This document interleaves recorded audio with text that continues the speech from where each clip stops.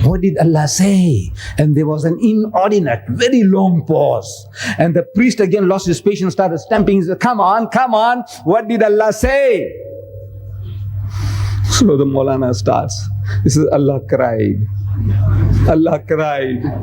So what? Allah cried? He said, yes, Allah cried. He said, I couldn't save my own son Jesus. How can I save your grandson?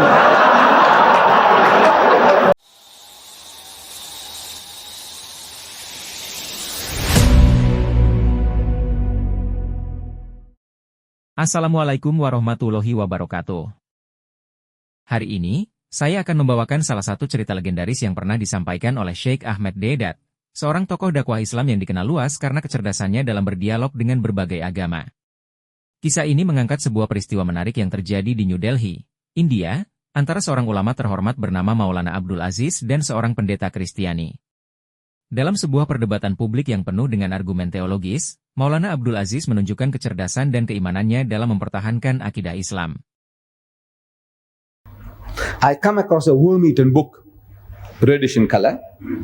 I pick it up, full of mildew. When I pick it up, I start to sneeze.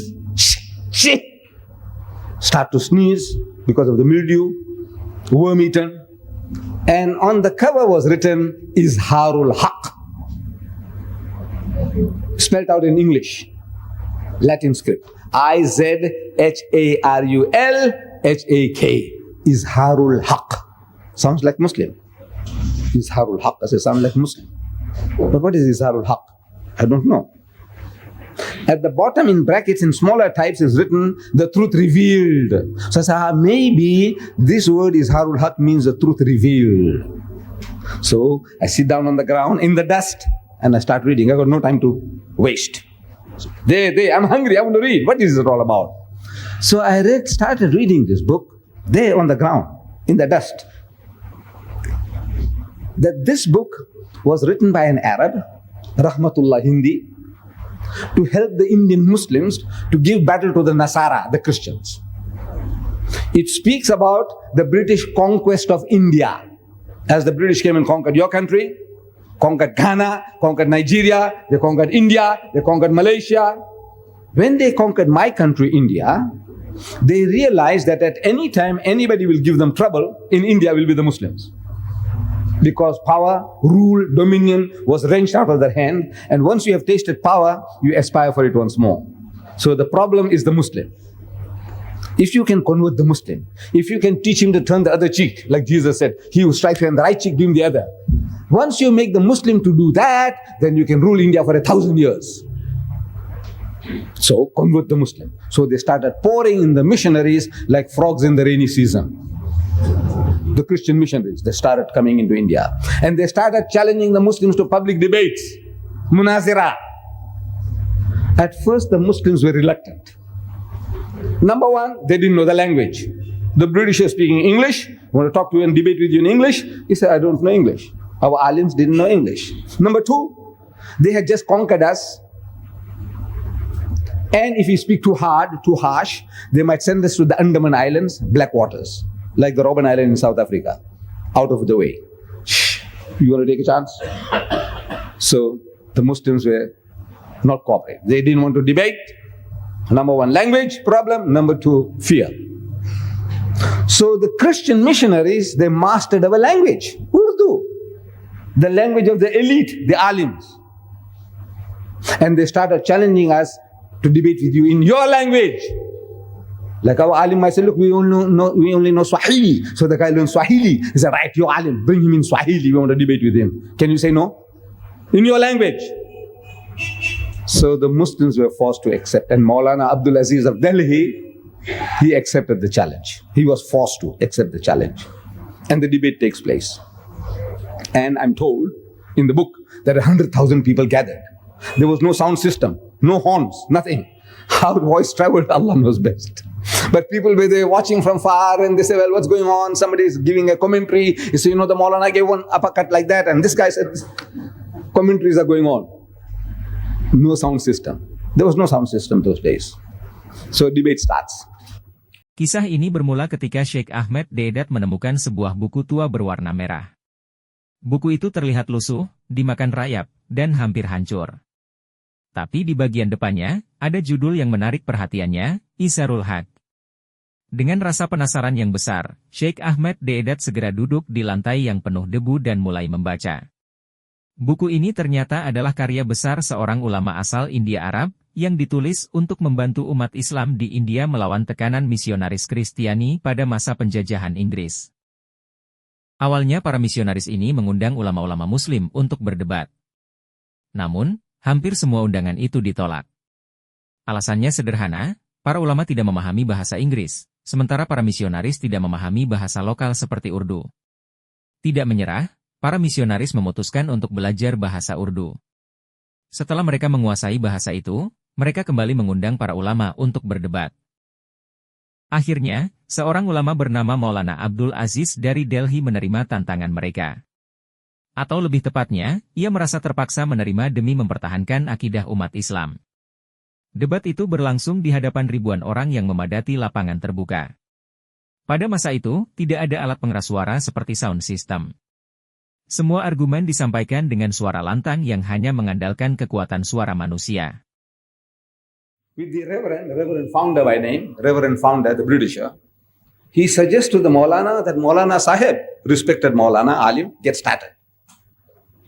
So the Maulana says, you see, Christianity preceded Islam by 600 years. As such, you are our elder brother. You are 600 years older than us. And according to our culture, our elder brother has the first chance. Number two, he says, you are our guest. You are a guest in our country. No doubt an unwelcome guest, but still you are a guest. So according to our culture, you have the first preference. So the Reverend was forced to start. And he started with a question, with a poser, with a riddle. Said Maulana Sahib in Urdu, speaking in Urdu. Maulana Sahib, respected Alim, Maulana. Where is your Prophet Muhammad now? Now, this minute, where is he now? So the Maulana thought for a moment, and he said, he is in Jannatul Firdaus, heavenly bliss with Allah subhanahu wa ta'ala. Out of that answer came the second question. Said, all right. If your Prophet was with his Allah, where was he when his grandson Hussein was martyred at Karbala? When Yazid chopped off his head, where was your Prophet Muhammad then? So the Maulana again thought for a moment, and he said he was still in Jannatul Firdaus, heavenly bliss with Allah subhanahu wa ta'ala. Out of that answer came the third question. It was planned strategy.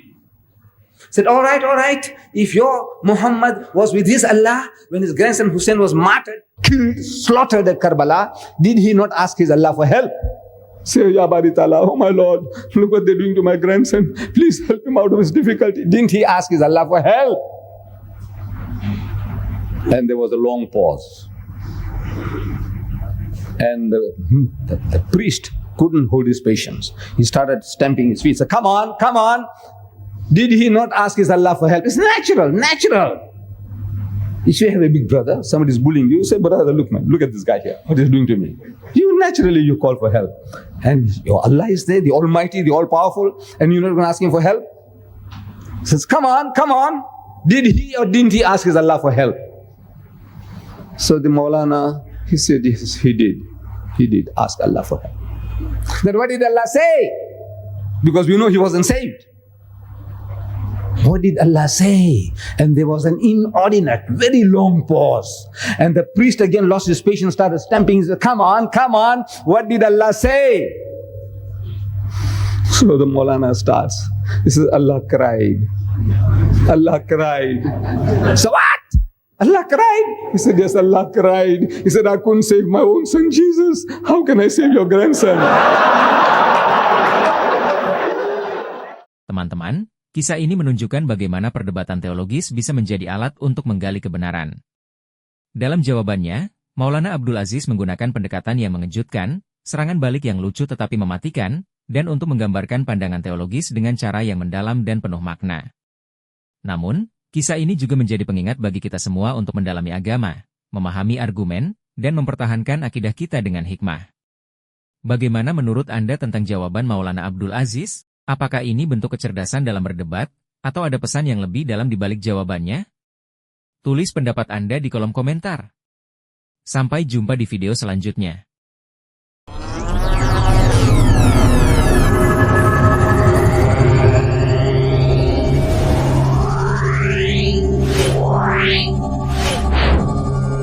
Yeah.